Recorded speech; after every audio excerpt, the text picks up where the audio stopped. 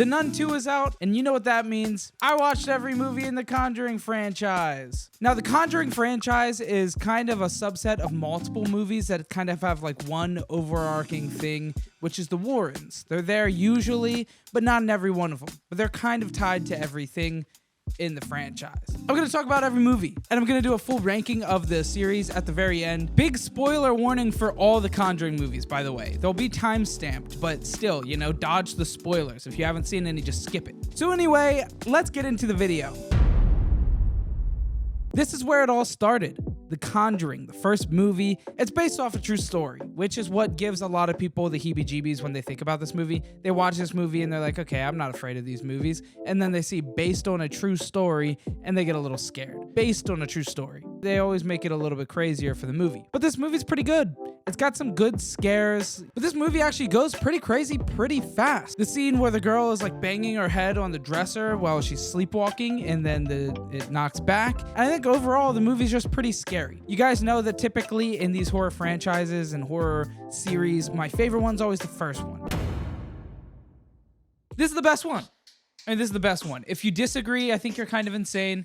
It's the best one. Once you do a horror franchise, it starts to get a little tedious. It gets to be a little repetitive. Well, I liked this one. I think it's good. It's a strong showing for the series. I don't think it's my favorite one in the entire series, though. This is another one that might be one of my favorite in the franchise. I like this one a lot. It has some really memorable scenes and moments, especially like the Crooked Man. I think the Crooked Man is probably the best part of the entire series, the entire franchise, to be honest. It just looks the best. I don't know. It's good. They bring it up twice, and both times I was really happy to see it because the Crooked Man stuff is scary, especially when it starts. It comes out of the dog. Crazy.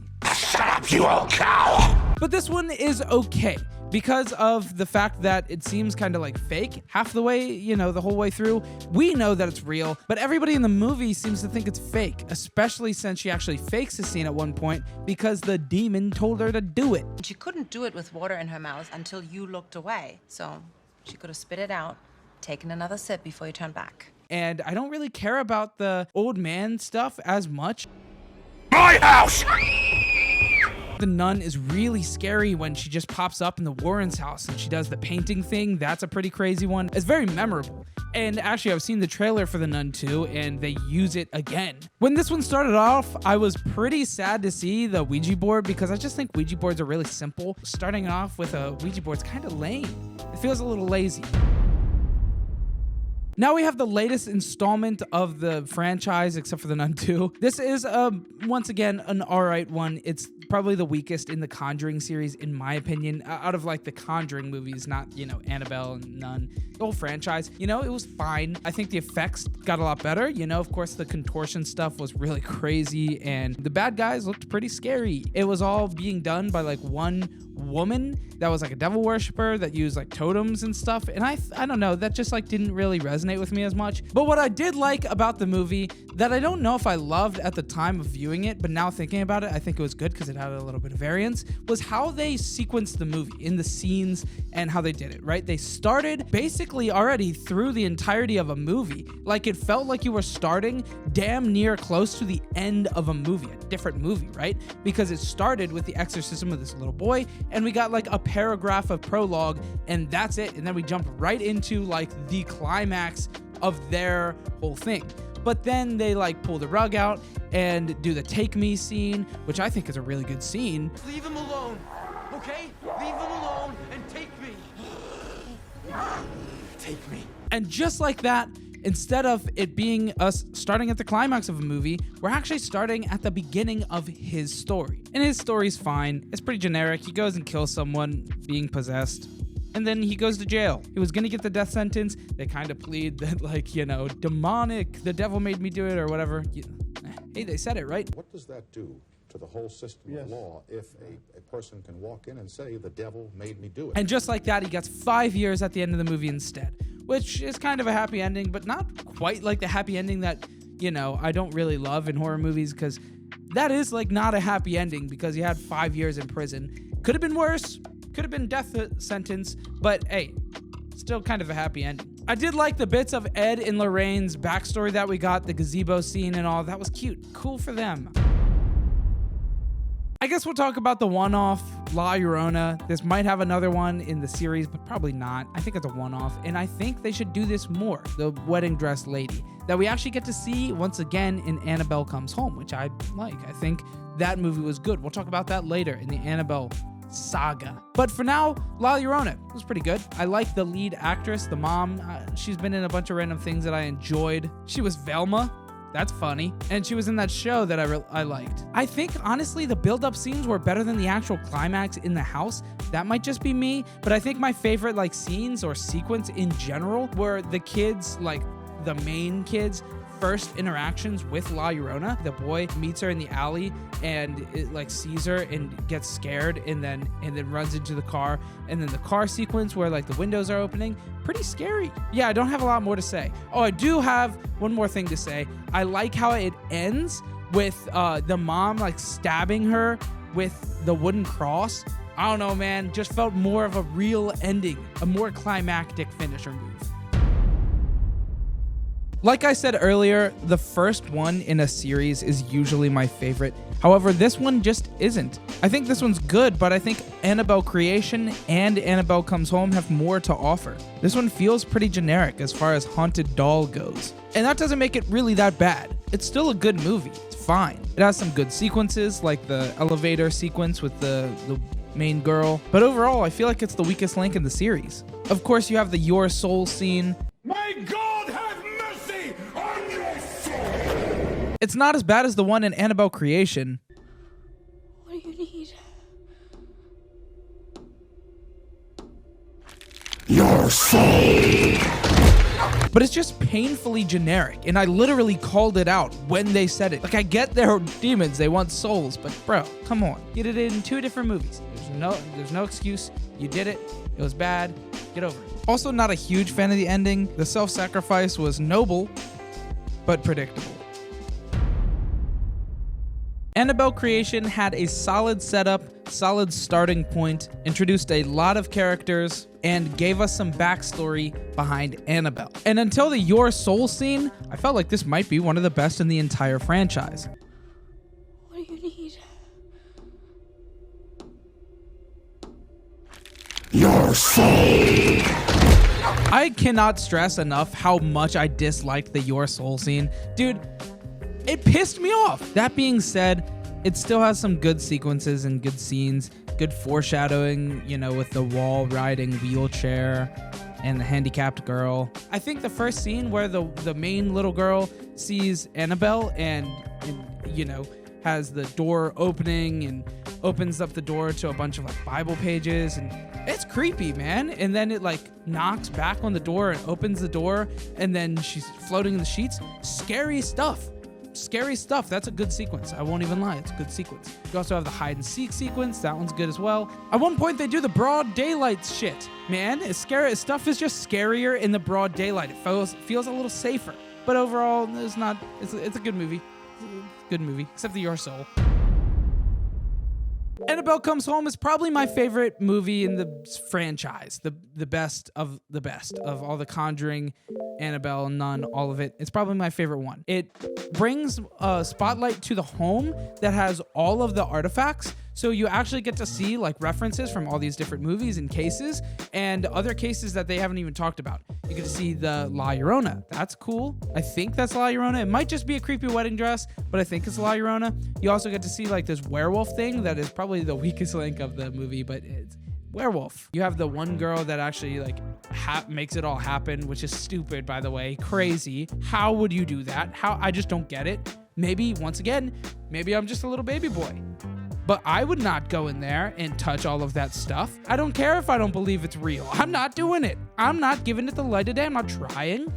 You're crazy. But she has, like, you know, the dead dad stuff that happens with the piano. It's cool until it's not cool anymore. I like this one. I think it's a good one. I like the characters. The babysitters or the main babysitter is great. You know, wholesome scenes with the little girl. Nobody goes to her birthday party. They go and bring a bunch of people, and it's a happy ending. It's cool. It's really the only one that I feel like deserves the happy ending, because I hate seeing the little girl tormented so brutally. I mean, you know, she's being followed by ghosts and stuff, like, everywhere she goes, and that wasn't being possessed. She was just being tormented. Like, that, I don't know.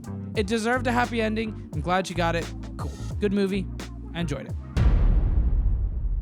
It's fine. It wasn't great. Okay, so listen. This might be a weird nitpicky thing. I have weird nitpicks all the time. I don't really think that it's scarier with the nun being there in that location because you would see a nun there. I don't know. Is that a weird thing? I think the nun in The Conjuring 2 was way scarier. Like, actually scary, right? You have a ghost nun demon thing walking around your normal suburban house. It's a little scarier than going to an abbey where you would expect to see hundreds of nuns. Okay, hundreds is a bit of an overstatement, but you would expect to see nuns there, right? You go to a pool and you see a ghost swimmer, you would expect it. Okay, I'm not saying that it wasn't scary because the nun was supposed to be scary and is scary. I'm just saying that you expect it to be there, okay? It's less scary there than it was in The Conjuring 2. With that aside, there were some good scenes in here. I really like the buried alive scene, but I thought it was weird that, you know, she was capable of unburying him. It was pretty early in the movie, so it was really just like an attack, like a taunt. Ooh, scary. But it was pretty scary. Also, I like that the main girl was seeing the nuns like everywhere she was going. I thought that was actually pretty scary because she was getting a false sense of security that was like really good, right? She met these like real people, seemingly real people, and they like funneled in and were like praying with her, and it was all fake the whole time. And then the, you know, priest and all those people, they came in and they were like, "What do you mean the other nuns?" And she looks around, there's no nuns. It's, damn, that was pretty scary. You got me. I thought there were like 10 nuns here. There were none. Get it? There were none. But overall, yeah, pretty standard movie. I don't think there was anything to write home about this one. We'll see how the second one goes. We'll talk about that next. So I saw The Nun II, and it was all right. I mean, it was a really standard horror film. There's not really much for me to say. It was pretty predictable. It was pretty scary. It looked good. You know, like the nun was very visually scary, had some pretty crazy powers. There's not a lot to say.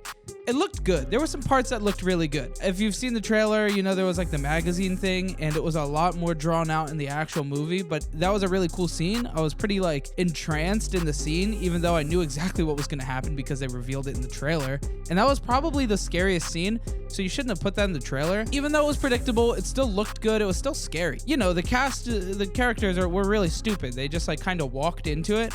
I mean, they didn't expect there to be like, you know, a demon ghost nun in their building, but they still just like walked into weird rooms and do creepy stuff. And I'm like, well, what'd you expect? The goat demon looked kind of goofy, but not in like a terrible way. Like, it was okay. The nun was pretty brutal in this one since it had a lot of like people to mess with, like a lot of people to torment. It was a pretty natural sequel. You know, it didn't feel forced. It did well with the characters. Like how the first one ended off with the guy being possessed instead of the girl because he went back.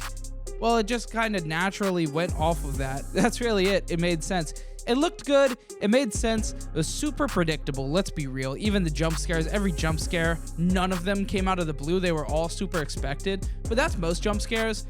But still, like, they were really expected. And just every plot point, every single piece of it was super predictable. There were no, you know, wild cards thrown in there. There was really none. I really liked the callback that they did to Conjuring 2 as well with the nun, because when at one point they looked through a doorway and saw the hallway from the Conjuring 2, like the yellow wallpaper hallway. I'm pretty sure that was the hallway that's in the Warrens' house. That's really all I got to say. I mean, I don't really have too much more positive or negative to say about this.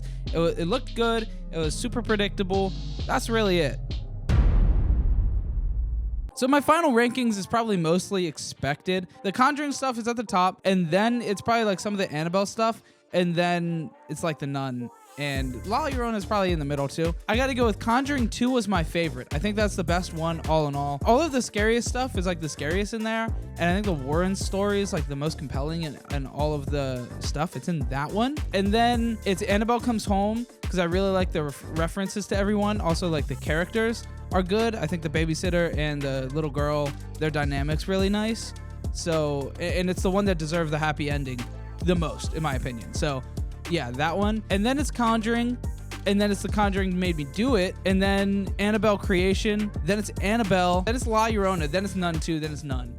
So like the Nun was the weakest. Maybe the Nun 2 deserves a little bit higher, but not really. I think that might be just like recency bias, just because I just saw it in the theaters. It looked really good. So yeah, that's my ranking. It's probably a little wrong, but oh well. Well, that's all I got for the video. I hope you guys enjoyed, and subscribe for more videos like this, because I do this every time that a new series comes out. I'm gonna do a Saw one soon, so subscribe.